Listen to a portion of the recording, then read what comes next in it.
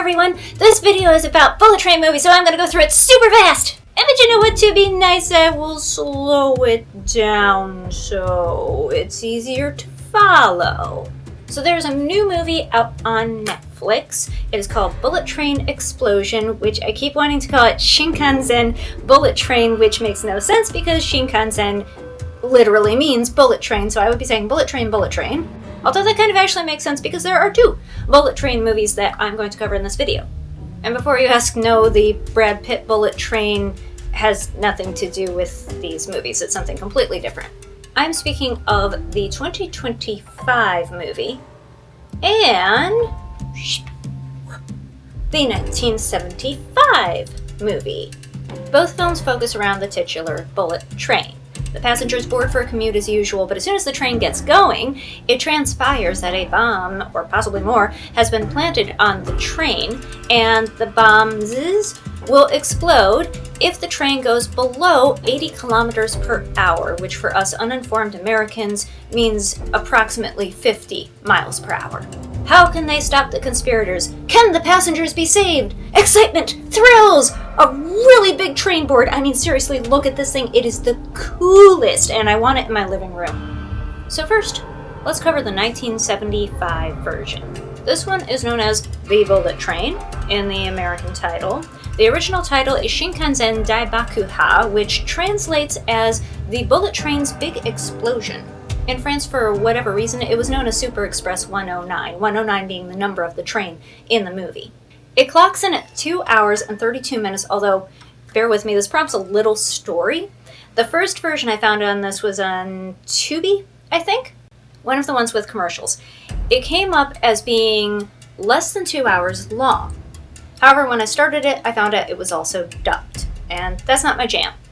So I turned it off right away and went looking to see if I could find a subtitled version. I did eventually find it on Prime. I had to subscribe to a free week of one of their sub-channels. Still need to remember to cancel that subscription. But they did have the subtitled version in the original language. And when I started that, I found out that it was 2 hours and 32 minutes. So thank goodness I decided to switch. Anyway, this was directed by Junya Sato, whose credits I will list here because I forgot to write them down. So here they are.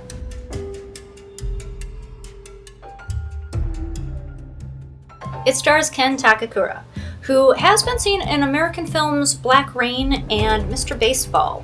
And you may also be familiar with Shinichi Sunny Chiba, who is known to American audiences through Fast and Furious Tokyo Drift. A lot of Japanese actors were in that one, apparently. Haven't seen it. And also the Kill Bill series. And as I mentioned, there are a ton of people in the credits of this movie right off the bat. It seemed like half the movie was going to be credits, and it got me wondering, who isn't in this movie? Am I in this movie? Granted, it came out 4 years before I was born, but still, it had me wondering. Between not only basic things like costumes and hair, but also the music and cinematography, this comes off as a very 70s Japanese film. And that is part of the delight of it all. It's a time capsule of that particular era. It's one of those that modern films will try to emulate as an homage. And in a way, this film itself felt like that, like a love letter to itself. Like, the director and crew, they just knew exactly what sort of film they wanted to make and were determined to do their best. I don't know, maybe it's just me. It just came across that way. This version splits its time between the passengers and the transportation board directors, or whatever you call them, in the little room with the big board. But much of the plot also follows the villains, which in the classic, what seems to be the classic Japanese film style, sticks a flashback on these villains and how they met smack dab in the middle of the plot, which seems to slow it down somewhat.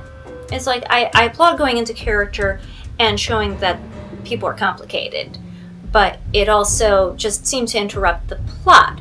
But I'm also wondering if I'm feeling that way because I'm used to the Western style of storytelling. Like, I know there are different ways of telling a story. That's part of what the whole aim of this channel is even if I'm going about it in a weird way, which I probably am. But I really enjoyed this version. It is well paced overall. It is exciting. It is suspenseful. It has a really big train wall. Seriously, I cannot get enough of that thing.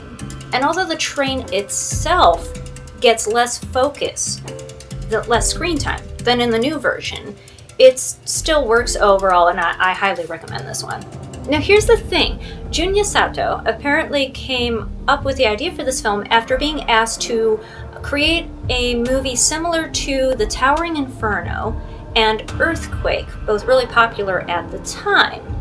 However, this movie reminded me more of the original version of The Taking of Pelham 123, which I watched not too long ago. There's the plot involving the train, the villains, the subway directors, the really big train wall. It's all there. Now, as to the obvious comparison, I did read at first that Speed was also based on this film, and I was all set to do a big, comparison video over everything. But then I read some conflicting information. Graham Yost, the screenwriter, stated that he got the idea from his father, who liked the 1985 American movie Runaway Train and thought that his son should write something comparable to that.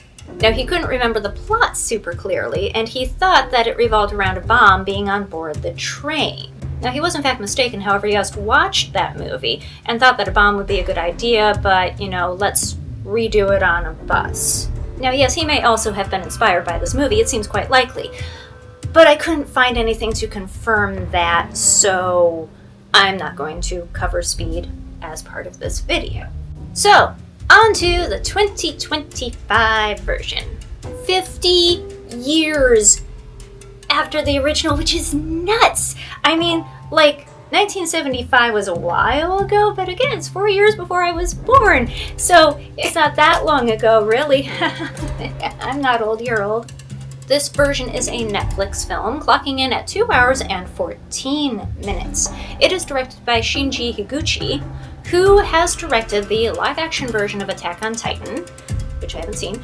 He has also directed Shin Godzilla, which I have seen, and Shin Ultraman, which I have also seen, but apparently not Shin Kamen Rider. Interesting. Other than that, he seems to be the Shin guy to go to, which as far as I know, Shin means real, like the real, true thing, so I guess, yeah, he's the Shin guy. Now, if you have seen at least Shin Godzilla and Shin Ultraman, you will see the influence here. And also there's the fact that both those movies have Takumi Saito, which is the reason I watched this movie in the first place. This film does star Tsuyoshi Kusanagi, who was in Attack on Titan. Apparently, again, can't speak for it myself, haven't seen it.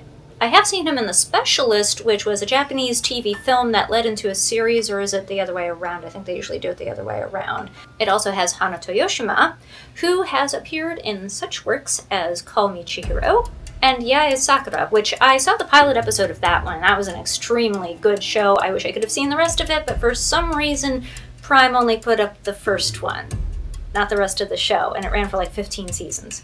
So this movie is somewhat updated. It has slicker effects and more women in key roles. It follows the same basic plot with a few key differences. We spend more time on the train and with the passengers, and also with the people working on the ground to try to find a solution to the problem. As to the villains, this one adds the element of mystery, since we don't follow them, and we don't learn who they are, or who them is, or that who, or until about 2/3 of the way in. And without being too spoilery, at least one of them is on the train. And this point brought up some references, which made me realize, oh, this isn't a reboot, it's not a remake, it is a sequel. And since I started watching this version first, I had to turn it off and then go and try and find the old one so I would understand the references. This one is also very exciting and suspenseful, particularly at the end when they're trying to stop the train safely. The performances are equally as good as in the original film. And for me, I know more modern Japanese actors, so it was neat to see some folks that I know. A few quibbles. The villain reveal I thought was a little obvious, as it adheres to a somewhat modern common trope as to who it is. Also, someone from the original story of the original movie was, I think, supposed to be the father of a teenage girl, unless I missed something. Considering the age difference, it would have made a lot more sense if they were her grandfather. And again, maybe they are, maybe I missed something, but if they weren't, then it's not possible, but why didn't they just make them her grandfather? It made a lot more sense. 50 years difference. I'm not old. You're old. Other than that, the effects. The trains are made with a mixture of models and computer simulation. I watched some behind the scenes and as well as the actual movie, and I gotta say that computer effects have gotten so good that I couldn't tell the difference. That was kind of amazing. However, I kind of like the effects in the original better. Just models look more real. You just get more of a real feel. Again, maybe it's just me. However, another modern thing is that the view out the train windows. In the original, it's rear projection, and it looks kind of scrummy, sure. The new one has replaced that with LED screens.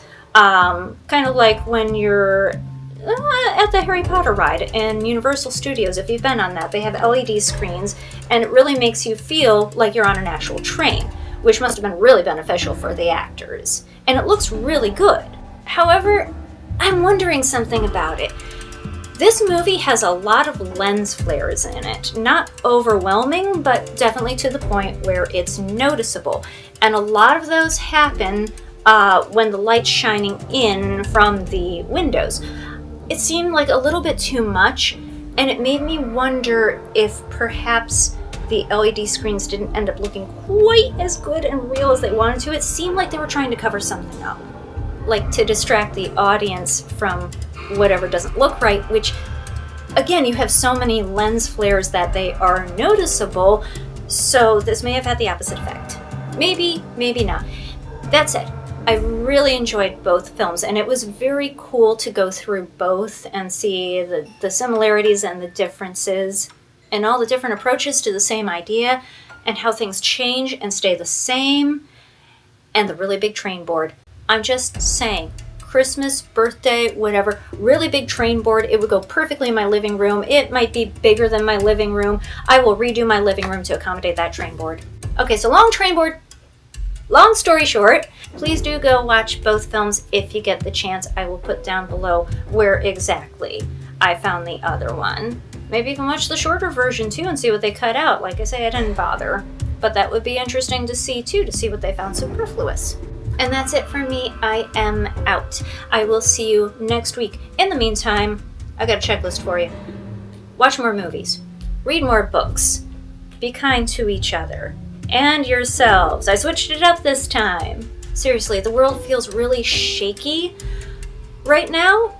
And so we need to put in the work of building a foundation. If that's not a very good metaphor, I apologize. I just made it up on the spot and I'm not very good at doing that. Anyway, just look out for everyone around you and try to help and spread love and kindness. And I'm rambling now.